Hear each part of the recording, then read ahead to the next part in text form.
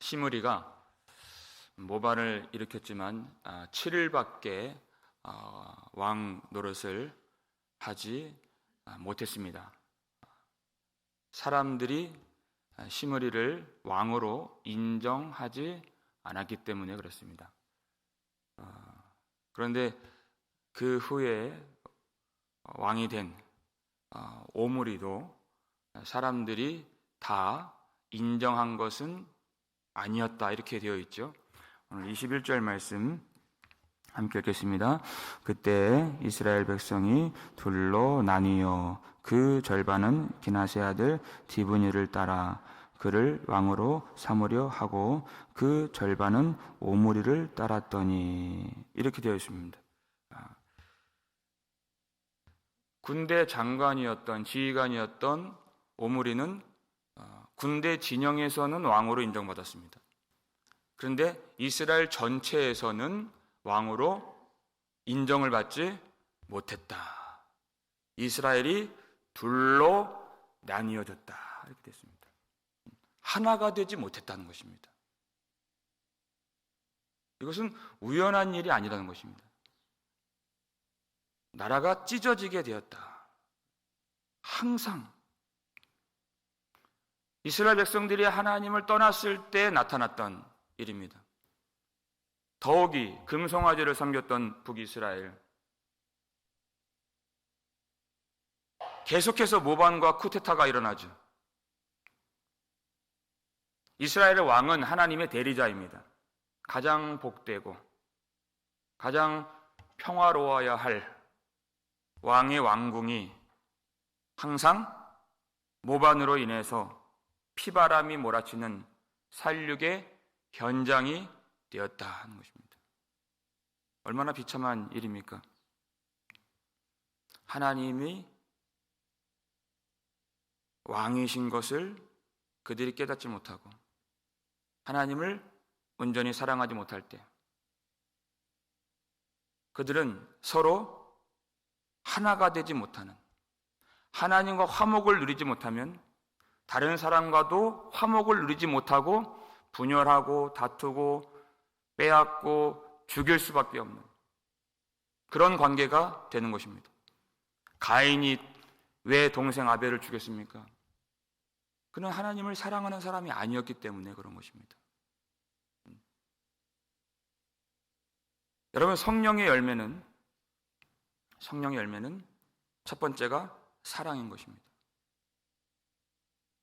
여러분, 교회 열심히 나오고 열심히 예배드리고 열심히 헌신 봉사하는데 만약에 누군가를 모욕하고 따돌리고 비방하고 한다면 그 사람은 거듭나지 않은 사람일 가능성이 큽니다.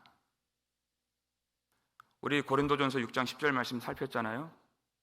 모욕하는 자는 하나님의 나라를 유업으로 받지 못하리라, 이렇게 됐어요. 하나님의 사랑이 여기 안 들어와 있는 것이에요. 아무리 열심히 예배를 드려도 그 사람은 하나님의 사람이 아닐 가능성이 크다. 왜 비방이 나옵니까? 하나님이 여기 계시는데 왜 모욕이 나옵니까? 왜 싸움이 나옵니까? 왜 그를 무시합니까? 멸시합니까? 하나님이 주신 마음이 결코 아니다. 성령의 열매는 사랑입니다. 사랑은 하나 되게 하는 것입니다. 성령은 하나 되게 하시는 영인 것입니다. 성령의 통치를 받지 아니하면 끊임없이 분열과 싸움과 갈등이 일어나게 되고 찢어지게 되는 것이에요. 여러분이 하나님을 간절히 사랑했던 그 날을 한번, 그 순간을 한번 생각해 보십시오. 가족을 얼마나 사랑하게 됩니까? 교우들을 얼마나 사랑하게 됩니까? 그 사람의 마음을 이해하게 되고 눈물로 위로하게 되고, 그것은 하나님이 우리를 통치해 주셨기 때문에 주신 선물인 것입니다. 지금 이스라엘 백성들 하나님을 완전히 떠나버리고 사분오열, 갈등과 전쟁이, 내전이 끊이지 않는 그런 상태. 하나님을 사랑하지 않았기 때문에 그렇게 된 것입니다. 22절 말씀을 함께 볼까요? 읽겠습니다. 오므리를 따른 백성이 기나세의 아들 디브니를 따른 백성을 이긴지라. 디브니가 죽음에 오므리가 왕이 되니라. 됐어요. 나라가 둘로 갈렸었는데, 내전이 일어났는데, 사실은 이들은 동족입니다. 여러분, 성경을 보면 동족끼리 싸우는 일들이 많이 일어납니다. 대표적으로 사사기 7장 22절 말씀 함께 읽겠습니다. 300명이 나팔을 불 때 여호와께서 그 온 진영에서 친구끼리 칼로 치게 하심으로 적군이 도망하여, 이렇게 됐습니다. 기드온에게 하나님이 300명의 군사만 허락해 주셨습니다. 숫자가 많으면 우리가 이겼다 할 수 있기 때문에 이 전쟁은 하나님이 싸우시는 전쟁이다, 그 뜻이에요. 다 돌아가라, 300명만 남으라 그랬어요. 적군은 13만 5천 명입니다. 미디안, 하나님을 대적하는 자들입니다. 이 300명의 이 기드온의 군사가 한 것은 나팔을 불라였어요. 무기를 가지고 싸우는 게 아닙니다. 나팔을 부는 것은 하나님의 임재를 말하는 것이고 하나님의 심판이 시작되었다라는 뜻입니다. 이게 나팔이에요. 그러니까 하나님의 일하시죠. 하나님께서 어떻게 싸우십니까? 그 13만 5천 그 대군이 친구끼리 칼로 치게 하심으로, 이렇게 됩니다. 누구를 칠 때 이렇게 하신다고요? 하나님이? 하나님을 대적하는 이방인들을 칠 때 쓰시는 방법입니다. 그런데 지금 여기서 동족이 동족을 죽이는 이 싸움이 왜 일어난 것입니까? 지금 이스라엘이 누구와 같다는 것입니까? 이방인과 같다. 왜? 이방인의 죄 중에 행하고 있기 때문에 동족이 동족을 죽이는 그런 일이 일어났다. 결국 아합을, 이 오므리를 따르는 백성이 디브니를 따르는 백성을 이겼습니다. 여러분, 세상 나라는 강한 자가 잡아먹고 강한 자가 억누르고 강한 자가 빼앗고 강한 자가 죽이는 세상입니다. 약육강식의 세상인 것입니다. 그러니까 세상은 어떻게 해서든 힘을 가지려고 하는 세상입니다. 하나님의 나라는 어떻습니까? 하나님 나라는 다투질 않습니다. 하나님 나라는 강한 자가 약한 자를 섬기는 나라입니다. 하나님 나라는 강한 자가 약한 자를 위하여 죽는 나라입니다. 인자가 온 것은 섬김을 받으려 함이 아니요 도리어 섬기려 하고 자기 목숨을 많은 사람의 대성물로 주려 함이니라. 한없이 위대하고 강하신 우리 구주 예수께서 한없이 약한 우리를 위하여 대신 죽으심으로 하나님의 나라가 시작된 것입니다. 그러니까 이 이스라엘 나라는 하나님의 나라와 같지 않다 그 뜻입니다. 아주 멀리 있는 나라예요. 아주 멀리 있는 나라. 결국 그 약한 자인 디브니가 죽음으로써 오므리가 왕이 됩니다. 그가 주력했던 일이 무엇인가? 24절 말씀 함께 읽겠습니다. 그가 은 2달란트로 세멜에게서 사마리아 산을 사고 그 산 위에 성읍을 건축하고 그 건축한 성읍 이름을 그 산 주인이었던 세멜의 이름을 따라 사마리아라 일컬었더라. 그가 주력한 일은 수도를 옮기는 일이었습니다. 그 전에는 디르사 도시가 수도였는데 이제는 수도를 옮겨서 사마리아 거기에서 이제 왕궁을 세우고 이스라엘을 다스리는 그런 일을 한 사람이 오므리인 것입니다. 근데 그 사마리아 수도를 사는데 은 2달란트를 주었다 그랬어요. 은 2달란트. 이것은 정당한 가치를 주고 샀다는 의미가 아닙니다. 금도 아니고 은 2달란트. 이것은 형식적인 금액이고 사실상 권력 있는 오므리가 그 땅을 빼앗았다, 그 뜻입니다. 레위기 25장 보면 토지는 영구히 팔지 못할 것은 모든 땅은 다 내 것임이니라 그랬습니다. 땅을 팔고 샀다는 것 자체, 사실상 빼앗은 거지만 그 자체가 하나님의 율법을 완전히 어긴 일인 것입니다. 그렇게 할 수가 없는 것입니다. 그러니까 이 사마리아 성을 건축한 것은 사실상 자기 자신의 나라를 건축한 것과 같은 것입니다. 하나님의 뜻을 무너뜨리고 자기의 뜻을 세우는, 그게 바로 이 사마리아 건축 속에 들어가 있는 의미가 되는 것입니다. 앞으로 더욱더 우리가 보게 될 것이지만 이 수도가 사마리아로 옮긴 다음에 이전보다 더 가증스러운 우상 숭배가, 그리고 하나님 앞에서의 그 범죄함이 더 심화되는 범죄의 온상이 되는 것을 볼 수가 있습니다. 그도 결국 죽지 않습니까? 모든 사람들이 다 죽어요. 그 말은 하나님의 그 삶에 대한 평가가 있다고 뜻이에요. 죽는 건 다른 게 아닙니다.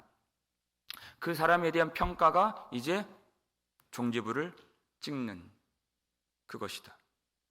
하나님이 그를 어떻게 평가하십니까? 25절 말씀 함께 읽겠습니다. 오므리가 여호와 보시기에 악을 행하되 그 전에 모든 사람보다 더욱 악하게 행하여, 이렇게 됐습니다. 네. 이전의 모든 사람보다 더욱 악하게 행했다. 이스라엘의 역사를 기록한 내용들을 보면 이스라엘 백성들에게 오므리 왕은 아주 남들보다 탁월한 왕으로 기록이 되어 있습니다. 성공적으로 내전을 종식시키고 성공적으로 수도를 옮기고 그리고 이방인들에게 조공을 받고 하는 탁월한 실력을 가진 왕으로 그렇게 기록된 것을 볼 수가 있습니다. 그러나 하나님의 관점은 그것과 전혀 다르다는 것이죠. 하나님 보실 때는 그는 이전의 모든 사람보다 더욱 악한 왕이었다. 그가 왕이면 뭐합니까? 진정한 왕이신 하나님을 모르는데, 많은 업적이 있으면 뭐합니까? 이 땅에서 하나님 앞에서 남는 공적이 없는데,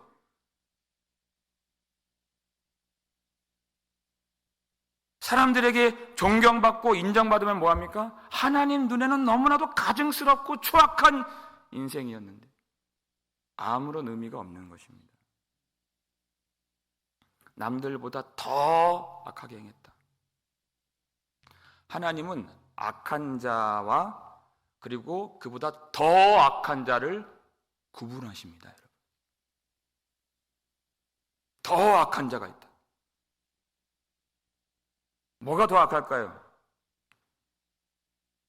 오므리 왕은 본격적으로 이스라엘 백성들이 바알 우상을 섬기도록 그 바알 숭배의 문을 열었던 사람입니다.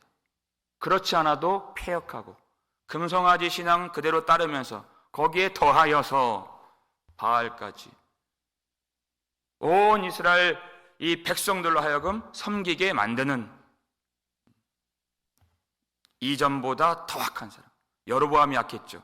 바하사가 악했죠. 시므리가 악했죠. 그들보다 더 악했던 왕이었습니다.